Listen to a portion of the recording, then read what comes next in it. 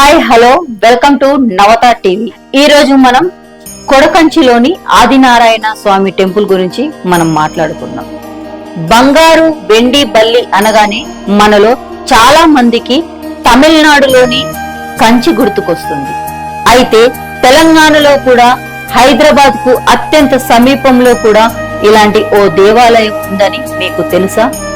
ఈ ఆలయ ప్రాముఖ్యత, ఎలా వెళ్ళాలి, ఇలాంటి వివరాలు ఇప్పుడు మనం తెలుసుకుందాం. హైదరాబాద్ నగరం నుండి కొడకంచికి బస్సులున్నాయి. బాలనగర్ నుండి బొంతపల్లి కమాన్ వరకు ఆర్టీసీ బస్సులు, బొంతపల్లి కమాన్ నుండి సుమారు 50 కిలోమీటర్ల దూరం గల కొడకంచికి బస్సు సౌకర్యం ఉంది. అలాగే పటంచెరు నుండి 16 కిలోమీటర్ల దూరం గల కొడకంచి గ్రామానికి ప్రతి గంటకు బస్సు సౌకర్యాలు ఉన్నాయి. అదే విధంగా సంగారెడ్డి, మెదక్ తదితర పట్టణాల నుండి కూడా బస్సు సౌకర్యాలు ఉన్నాయి. కంచిలో ఉన్న విధంగానే ఇక్కడి ఆలయం అర్చనలు ఉంటాయి. అంతేకాదు కొడకంచిలోని ఆదినారాయణ స్వామి ఆలయంలో కూడా బంగారు వెండి బల్లులు ఉన్నాయి. ఈ వెండి బంగారు బల్లులను స్పర్శిస్తే కంచికి వెళ్ళినంత పుణ్యం వస్తుందని భక్తులు విశ్వాసం. అందుకే కంచికి వెళ్లకుండా కొడకంచికి వెళ్లాలని నా నుండి ఉంది. వాస్తవానికి కంచి తర్వాత ఇక్కడే బంగారు వెండి బల్లులు ఉండడంతో కొడకంచికి అప్పట్లో ఈ గ్రామం విరజిల్లింది. రాను రాను అది కాస్త కడకంచి నుండి కొడకంచిగా మారింది. ఇక్కడ ఘనంగా బ్రహ్మోత్సవాలు, ప్రతి ఏటా స్వామివారి బ్రహ్మోత్సవాలు మాఘమాసంలో అంగరంగ వైభవంగా జరుగుతాయి. 10 రోజుల పాటు స్వామివారి ఉత్సవాల ఆలయ వంశం పరంపర్య ధర్మకర్తలు ఘనంగా జరుపుతారు. అయితే ఆదినారాయణ స్వామి దేవాలయ ఆవరణలో ఆంజనేయ స్వామి దేవాలయం, శివాలయాలు కూడా ఉన్నాయి. 100 ఏళ్ల క్రింద తయారు చేయించిన స్వామివారి రథం ప్రత్యేక ఆకర్షణ. దాదాపు 1000 క్రితం నిర్మించిన ఈ ఆలయ శిథిలావస్థకు చేరటం దాతల సహకారంతో నూతనంగా మండపాన్ని నిర్మించారు. ఆలయం పక్కనే అందమైన కోనేరు గుండం. పండగల సమయంలో అర్చకులు స్వామివారి సన్నిధిలో ప్రత్యేక పూజలు నిర్వహిస్తుంటారు. దాదాపుగా కొడకంచి చరిత్ర, దాని విశిష్టత 9 ఏళ్ల నుండి 15 ఏళ్ల క్రితం అల్లాని వంశస్థుడైన రామోజీరావుకు స్వామివారు కలలోకి వచ్చి మంబాపూర్ అటవీ ప్రాంతంలో తన విగ్రహం ఉందని, దాన్ని తీసుకువచ్చి పూజలు నిర్వహించాలని ఆదేశించారు. దీంతో అల్లాని వంశస్థులతో పాటు గ్రామ ప్రజలందరూ కలిసి స్వామివారి విగ్రహం కోసం వెతికారు. అయినా ఫలితం లేకుండా పోయింది. దాంతో మరోసారి స్వామివారు అల్లాని వారి కలలోకి వచ్చి, తెల్లవారే లోపు మీ ఇంటి ముందు గరుడ పక్షి ఉంటుందని, ఆ గరుడ పక్షి వారిని తానున్న స్థానానికి తీసుకు వెళ్తుందని, ఈ విగ్రహాన్ని కొడకంచి గ్రామ శివారులో అటవీ ప్రాంతంలో గల ఓ గుట్టపై ప్రతిష్ఠించాలని చెప్పారు. గరుడ పక్షి చూపిన దారిలో అటవీ ప్రాంతంలోకి వెళ్లిన అల్లాని వంశస్థులకు స్వామివారి విగ్రహం లభించింది. ఈ విగ్రహాన్ని కూడా కంచిలోని ఓ గుట్టపై ప్రతిష్ఠించారు. అప్పటి నుండి నేటి వరకు కంచిలో స్వామివారికి ఎలాంటి పూజలు నిర్వహిస్తారో ఇక్కడి స్వామివారికి కూడా అలాగే పూజలు నిర్వహిస్తూ ఉంటారు. అయితే శాస్త్రపరంగా పురాణాలు చెప్పేది ఏమిటి అంటే, ఈ ఆలయాన్ని పల్లవ రాజవంశానికి చెందిన రాజసింహ పాలకుడు 685 నుండి 75 మధ్యలో నిర్మించడం జరిగిందని, ఈ ఆలయం నగరంలోనే అత్యంత ప్రాముఖ్య పర్యాటక ఆకర్షణలలో ఒకటి అని చెబుతుంటారు. ఈ ఆలయ మూలాలు స్థానిక భక్తుడైన అల్లాని రామోజీరావు కలలో విష్ణువు తన విగ్రహం ఉన్న ప్రదేశాన్ని మంబాపూర్ అడవిలో వెల్లడిస్తాడని ఊహించిన దర్శానికి అనుభవం నుండి వచ్చాయని కథనాలు. ఈ దైవిక మార్గదర్శకత్వాన్ని అనుసరించి విగ్రహాన్ని తిరిగి పొంది కొడకంచిలోనే ఒక కొండపై ప్రతిష్ఠించారు. అయితే దురదృష్టకరం ఏమిటి అంటే, ఈ దేవాలయ విశిష్టత మరుగున పడుతుంది. దేవాలయాలకు కమిటీ అనేది లేకుండా ఒకే కుటుంబ పాలకుడు పాలించడం వలన ఆ దేవాలయం మరుగున పడిపోతుంది. ఎంతో ప్రాముఖ్యత చెందినటువంటి ఆదినారాయణ స్వామి దేవస్థానం మరుగున పడడం అంటే ఆ ఊరే చీకటిలో మూసుకుపోతుంది అని అర్థం. మరి దీనిని అక్కడి ప్రజలు, నాయకులు, ధర్మకర్తలు ఆలోచించవలసిన సమయం. కమిటీని ఏర్పాటు చేయడం వలన ఎన్నో ప్రయోజనాలు ఉంటాయని అక్కడి ప్రజలు భావిస్తున్నారు. ఇక ఈ విషయం ఇక్కడి గుడి కమిటీ చైర్మన్ కే వదిలేయడం జరిగింది. అయితే ఈ ఆలయం గురించి, దాని విశిష్టత గురించి, అలాగే స్థాన పురాణాల గురించి కమిటీ చైర్మన్ అల్లాని రామోజీరావు గారి మాటల్లోనే మనం విందాం. సో ఇక్కడ రామోజీరావు గారు ఉన్నారు, మరి అతని మాటల్లోనే మనం విందాము దీని యొక్క విశిష్టత ఏంటి అనేది. నమస్తే సార్. నమస్తే సార్. ఇప్పుడు ఈ గుడి అంటే ఈ గుడికి సంబంధించి మీకు అంటే ఎన్ని ఇయర్స్ గా ఈ గుడి ఉంది? ఇది సుమారుగా 1000 సంవత్సరాల చరిత్ర మాకు తెలుసు. అంటే అంత పూర్వం ఉంది, 2000 సంవత్సరాల క్రితమే ఈ దేవస్థానం ఉంది. మా రికార్డ్స్ ప్రకారం మాకు ఇక్కడ 1000 సంవత్సరాల చరిత్ర ఉన్నట్టుగా మాకు డాక్యుమెంట్స్ ప్రకారంగా చెప్పగలం. అంటే ఇప్పుడు 1000 సంవత్సరాలు అంటున్నారు కదా, సో ఈ గుడికి సంబంధించిన ల్యాండ్ ఎంత ఉంటుంది సార్? ఇప్పుడు గుడికి సంబంధించిన ల్యాండ్ అయితే ప్రస్తుతం మా హ్యాండ్ ఓవర్లో 80 acres ఉంది. 80 ఎకరాలు ఒకటి, 15 ఎకరాలు ఒకటి చదువుతాం మా హ్యాండ్ ఓవర్ దేవస్థానం కష్టం. అంటే ఈ చుట్టూ మొత్తం ఈ చుట్టూ ప్రాంతాలు వారిగా చెప్తున్నారు. 80 acres చెరువు ఉంది ఇక్కడ. ఓకే, అంటే ఇక్కడ ముందు ఉన్న చెరువు కూడా ఈ గుడికి సంబంధించి, అంటే అది ల్యాండ్ కాదు, చెరువు. దాని మీద వేస్తాం. దాని మీద 1,60,000, 70,000, 80,000, 2 లక్షలు వస్తే కానీ దేవస్థానానికి నిత్య నివేదనకు, బ్రహ్మోత్సవాలకని ఉపయోగిస్తాం. సార్, ఇప్పుడు ఈ దేవాలయానికి సంబంధించినటువంటి కొన్ని టెంపుల్స్ కూడా ఉన్నాయి. అంటే కొన్ని పురాణ టెంపుల్స్, అంటే పాడుబడినటువంటి టెంపుల్స్ ఉన్నాయి. వాటిని కూల్చేసి వాటి ప్లేస్లో వేరే, అంటే ఆ టెంపుల్లో ఉన్నటువంటి ఏదైతే విగ్రహాలు ఉన్నాయో వేరే ప్లేస్లో పెట్టేసి ఆ గుడి మాన్యాన్ని కూడా దక్కించుకోవడానికి కొందరు ప్రయత్నం చేస్తున్నారు అనేసి విన్నాము. అది ఎంతవరకు నిజం? అది మా దృష్టికి వస్తే మేము చర్యలు తీసుకుంటాం. దాని మీద కంపల్సరీ ఎంతటి వాళ్ళైనా వదిలే సమస్య లేదు. అలాంటి ముందు జరిగింది. జరిగితే మేమే స్వయంగా పోయి ఆపేసింది. ఎంబరిమాల దేవస్థానము. ఎంబరిమాల అంటే ఇది శ్రీదేవి భూదేవి సమేత శ్రీ వెంకటేశ్వర స్వామి దేవాలయం. అది కూడా చరిత్ర గల దేవాలయం. ఇది ఎప్పుడు ఇంత చరిత్ర ఉంటుందో ఆ దేవాలయం కూడా అంతే చరిత్ర ఉంటుంది. ఇక్కడ ఉన్నటువంటి సేవలు ఏదైతే స్వామివారి ఊరేగింపు కానీ ఈ దేవస్థానం నుంచి ఆ దేవస్థానానికి పోయి అక్కడ కూడా పూజా పాఠాలు నిర్వహించుకొని వచ్చేవాళ్ళు మా పెద్దలు.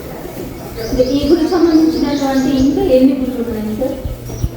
ఇప్పుడు ఇక్కడ శివాలయం, బ్రహ్మసూత్ర, అలాగే ఎంబరమల దేవస్థానం అంటే ఇప్పుడు మీకు చెప్పినట్టుగా వెంకటేశ్వర స్వామి దేవాలయం, అది కూడా మా హ్యాండ్ వర్క్ ఉంటుంది. దాని మీద అడ్వర్మెంట్ కూడా మాకు రికార్డ్స్లో ఉండేది. దేవస్థానం అన్యగ్రాంతమైన సమస్యలు మా దృష్టికి వస్తే ఖచ్చితమైన చర్యలు తీసుకుంటాం. రోజుకు ఎంతమంది భక్తులు వస్తూ ఉంటారు సార్? రెగ్యులర్గా భక్తులు అంటే మాకు శనివారం, ఆదివారం ఎక్కువ వస్తాయి. ఈ సంవత్సరం నుంచి మనం ఇక్కడ పూజ అయ్యగారిని ఏర్పాటు చేసి, అయ్యగారి గీతాన్ని ఏర్పాటు చేసి భక్తుల గురించి, ఎందుకంటే మా దేవస్థానం కూడా అభివృద్ధి చెందాలి, భక్తుల లోపలికి చొర్రాలి. అప్పుడు కానీ ఇది అభివృద్ధి అవుతుంది. అప్పటి నుంచి ఇప్పుడు ఏంటంటే ఇప్పుడు పబ్లిక్ పెరిగింది. ఈ సంవత్సరం నుంచి శని ఆదివారాల్లో సుమారుగా ఒక 200-300 మంది వచ్చి దర్శనం చేసుకుంటారు. అంటే చాలా మంది అంటారు కదా, కంచికి వెళ్ళకపోయినా పర్వాలేదు, కొడకంచికి వెళ్ళేసి ఇక్కడ బంగారు బల్లి, వెండి బల్లిని తాకితే అన్ని దోషాలు తొలగిపోతాయి అని అంటారు. అది నిజమేనా? ఇక్కడ బంగారు బల్లి, వెండి బల్లి ఉంది. భక్తులు వాళ్ళు వచ్చి ప్రత్యేకించి బల్లి దోషం పోవాలని ఉద్దేశం వాళ్ళు వాళ్ళు చాలా మంది ఇక్కడ కంచికి పోయిన వాళ్ళు కొడకంచికి వచ్చి, అంటే పూర్వము మా తాత వాళ్ళ పీరియడ్ నుంచి కూడా వాళ్ళ కొంచెం సంబంధాలు ఉండేది మాకు వినికిడి ఉంది. అక్కడ స్వాములు కూడా ఇక్కడికి వచ్చి పోయిండ్రు. ఇక్కడ ఉన్నటువంటి విగ్రహాలు కూడా ఏదైతే వాహనాలు, హనుమంత వాహనం, గరుడ వాహనం, అశ్వవాహనం, ఇవన్నీ కూడా అక్కడి నుంచి తయారు చేసుకొని ఇక్కడ తెచ్చినని మాకు పెద్దలు చెప్పింది. అన్నీ ఏ వస్తువు అయినా ఇక్కడ అక్కడి నుంచే ఇక్కడికి వచ్చినాయి. అంటే ఆ జమానాలో తాతగారు ఆ విధంగా చేశారు. నేను వస్తుంటే చూసాను, ఇది ఒక కొండలాగా ఉంది. అంటే బ్యాక్ సైడ్ మొత్తం ఒక కొండలాగా ఉంది. అంటే ఆ కొండ లోపల వెలిసాడా లేదు అని ప్రతిష్ఠించాలా? ఎందుకంటే పూర్వం ఏమైందంటే ఈ మా ఆదినారాయణ స్వామి మా తాతగారు పూర్వం కళలో కనిపించి, నేను మన అడవిలో గుట్టలో ఉన్నాను, మీకు గరుడ పక్షి సాక్షాత్కారం, ఆ పక్షి ఎట్లా వస్తాం, మీరు అదే రకంగా పోయి ఆ పుట్ట మీద ఏం బాగుంటుంది, అక్కడి నుంచి మీ స్వామిగారు తీసుకొచ్చి ప్రతిష్ఠించి వైభవం ఏంటంటే ఇక్కడ నడిపించండి స్వామివారిని ఉన్నా అని చెప్పినాను. చెప్తే ఏంటంటే మా తాతగారు అదే విధంగా పోయి ఆ అడవుల నుంచి తీసుకొచ్చి విగ్రహాన్ని ఇక్కడ పెడితే మా దాయాలు వచ్చారు. వాళ్ళు ఏంటంటే మేము పెట్టుకుంటాం అక్కడ దేవస్థానం, దేవుడు మా దేవుడు మేము కూడా తీసుకుపోతామండి. ఆ సాయంత్రం అయితే ఈ పాలు వాళ్ళు ఏం చేసినట్టే వాళ్ళ ఇంట్లో మా బండికి కట్టి చీకటి అయితే ఇక్కడే ఉందామని చెప్పి ఇక్కడ పెట్టినాం. ఇదంతా అడవి ప్రాంతం అన్నమాట. ఇంకా కూడా అంతా అడవి, గ్రామం ఇక్కడ లేదు. గ్రామం అనేది ఇప్పుడు మన అవుట్ సైడ్ ఏదైతే కెనాల్ కనబడుతుందో అవుట్ సైడ్. అప్పుడు ఏంటంటే బస్వాపురం అనుకుంటారు పూర్వంలో. అయితే అప్పుడు ఈ స్వామివారు ఏం చేసి తెల్లారే వరకు స్వయంగా వచ్చి ఇక్కడ అంటే ఆదినారాయణ స్వామి రూపంలోనా లేకపోతే శ్రీదేవి భూదేవి రూపంలోనా? ఆదినారాయణ, శ్రీదేవి భూదేవి సమేత ఆదినారాయణ స్వామి గరుత్మంతుడి మీద వెంచేపు చేసినట్టు ఉంటుంది స్వామి. అంటే కొన్ని చోట్ల ఏంటని అంటే పద్మనాభ స్వామి లాగా కూడా వెలుస్తారు. సో ఇక్కడ ఏంటంటే శ్రీదేవి భూదేవి అవతారంతో ఆదినారాయణ స్వామి అనేది వెలిసారని చెప్తున్నారు. ఇక్కడ ఇప్పుడు ఈ చెట్లు ఇవన్నీ చూస్తున్నాము, ఇవి ఏ కాలం నాటివి? అప్పటి కాలం. అప్పటి కాలమేనా? ఇక్కడ ఈ ధ్వజస్తంభం ఉంది. ఈ ధ్వజస్తంభము, ఈ గరుడ స్తంభం అంతా అప్పుడు చేయించినాయి, మేమేం చేయించలేదు. వాటిని కాపాడుకుంటూ వస్తున్నారా? ఇక్కడ బ్రహ్మోత్సవాలు అనేది ఎప్పుడు మీరు ఏ సంవత్సరంలో ఎప్పుడు ఏ పంచమిలో మీరు చేస్తారు? మాఘమాసం 15 వరకు ఇక్కడ బ్రహ్మోత్సవాలు. ఎన్ని రోజులు? 10 రోజులు. 10 రోజులు రాజ్యాంగోత్సవాలు అదే ఆ సమయంలోనే ఇక మా స్వామివారి కళ్యాణం, కట్వ సేవ, హనుమంత సేవ, గరుడ ఎక్కడెక్కడ నుండి వస్తారు సార్? ఇక్కడ గురిదాం నుంచి వస్తుంది, కర్ణాటక, మన ఆంధ్రాబాద్ ఇక్కడికి ఆఫీస్గా అంటే మా రికార్డింగ్ ప్రకారము ఇక్కడ చాలా మట్టుకు మనకు దేవస్థానానికి సంబంధించిన ల్యాండ్ మాయమైపోతుంది. కొందరు రాజకీయ నాయకులు పలుకుబడి పెద్ద మనుషులు మరి ల్యాండ్లను కబ్జా చేస్తున్నారని కూడా మేము వింటున్నాము. అది ఎంతవరకు ఉంది? కూడా ఇది మనలో ఆర్డీఓ కలెక్టర్ వాళ్ళు ఏం చేసినా వాళ్ళ చేతిలో ఉంటుంది. మన చరిత్ర అంతా వాళ్ళ చేతిలో ఉంటుంది. మనం ఇది తీసేసి ఇది రాయమంటే రాష్ట్రంలో అంటే మారుతూ ఉంటారు. కాకపోతే ప్రజా ప్రతినిధులు ఇంకా అక్కడే ఉంటారు, స్థిరపడి ఉంటారు కాబట్టి వాళ్ళకి ఎక్కువ తెలుస్తూ ఉంటాయి కదా. ఇది ఏంటంటే ఇప్పుడు ఈ ఉన్న 8 ఏకర్స్ కూడా దాన్ని ఒక ఉద్యోగంలాగా సాగించాం. ఎందుకంటే ఇప్పుడు అన్ని సంఘాలు అయిపోయినాయి. మత్స్యకారులు ఈ ఇక్కడ మన స్థానిక కూడా ఏంటంటే మాకు కావాలి మేము చేస్తామంటే దాన్ని కూడా ఒక యాక్షన్ రూపంలో ఎట్లా అంటే బందోబస్తు పెట్టి కొన్ని బందోబస్తు పెట్టి దాన్ని కాపాడుకున్న రోజులు ఉన్నాయి మాకు. ఇప్పుడు ఈ ప్రజెంట్లో అట్లా చేసి దాన్ని హ్యాండ్ ఓవర్ చేయాలి. అయితే ఇంకోటి సార్, ఇప్పుడు ఏనాటి నుండో ఇక్కడ ఉన్నటువంటి అర్చకులు బద్రీనారాయణ వారి యొక్క కుటుంబ సభ్యులు ఇక్కడే అర్చకులుగా వర్క్ చేస్తున్నారు, పనిచేస్తున్నారు అండ్ స్వామివారికి సేవ చేస్తున్నారు. అది మీకు తెలిసిన విషయం. హఠాత్తుగా వాళ్ళు ఎందుకు రాలేకపోతున్నారు ఇక్కడికి? వాళ్ళ వృత్తి వాళ్ళు చేసుకోవాలి. ఇప్పుడు సంబంధం ఎన్నో చేసినాయి. నా నమ్మకం ఏంటి, వచ్చిన భక్తులకు దర్శనం చేయాలి, వాళ్ళ యొక్క మెప్పులు పొందాలి, ఈ దేవస్థానము మంచి అభివృద్ధిలోకి రావాలని మేము ఇక్కడ ఉన్నటువంటి వాళ్ళ పనులు వాళ్ళు చేసుకోవాలి. దాని గురించి మనం ఉంటాం కదా మేడం. ఇప్పుడు కాయగారిని పట్టుకొని అట్లా తీసేసే వల్ల మాకు వచ్చిన లాభం ఏంటి? మాకు ఖర్చు లేదు. కాయగారు కాయగారు మనం తెచ్చుకోవాలనుకుంటే రోజు 1000 రూపాయలు, 1200, 1500 కాయగారు రాదు. ఏం కాదు. అవును, అది వాస్తవం. ఇప్పుడు వేద పండితే రావాలి ఇక్కడ రావాలన్నప్పుడు నాకు 1500 ఇస్తేనే వస్తాను, అకామిడేషన్ చేస్తేనే వస్తాను.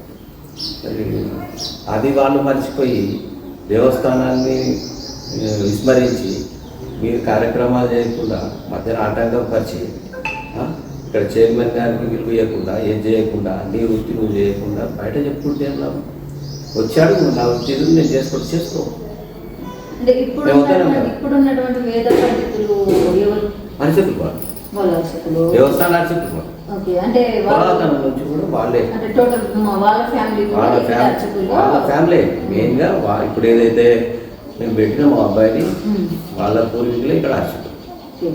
నారాయణాచార్యులు ఇది ఎంతో అంటే ఎన్నో సంతతి వాళ్ళు ఇప్పుడు 4వ తరం నడుస్తుంది. 4వ తరం వాళ్ళు కూడా అంతే. మేము కూడా చాలా ఇయర్స్ గా ఉంది అని కూడా 100 సంవత్సరాల నుంచి మా తాతగారు కట్టించిన వాళ్ళకి. ఇంకొకటి ఇక్కడ మనకు చెరువులో బ్రహ్మసూత్ర శివలింగం దొరికింది అని కూడా చెప్పారు. సో ఇంకా ఆ చెరువులో ఇంకా కొన్ని బ్రహ్మసూత్ర లింగాలు కానీ ఇంకా కొన్ని అవశేషాలు కానీ టెంపుల్ సంబంధించిన ఉన్నాయి అనేసి అంటున్నారు. అంటే మీరు వెతికించలేదా? దాన్ని తోవాలి చెరువు కానీ దాన్ని మొత్తం తీస్తే చెప్పలేము. ఉన్న వాటిని బ్రహ్మసూత్ర లింగం అయితే మనకి ఎందుకంటే అప్పటిదే ఈ 5 సంవత్సరాల టెంపుల్ ఎప్పుడైతే వచ్చిందో అప్పటి నుంచి అన్నింటినీ కాపాడుకుంటూ వస్తున్నాం. మేము తాతగారు చేసిందే అదే పని కట్టుకొని మేము అదే సాంప్రదాయంతో కంచెలో ఏ విధంగా జరుగుతుందో ఇక్కడ కూడా అదే పని కట్టుకొని నడిపిస్తాము. అంతేగాని వేరే విషయాలు ఏమైనా ఉన్నాయంటే అది మా దృష్టికి రాలేదు. అంటే మీరు ప్రయత్నం చేయలేదా? అలాంటి వాటర్ ఉంటాయి కదా, వాటర్ ఎట్లా ఎప్పటికీ వాటర్ వాటర్ ఉంటాయి వాటర్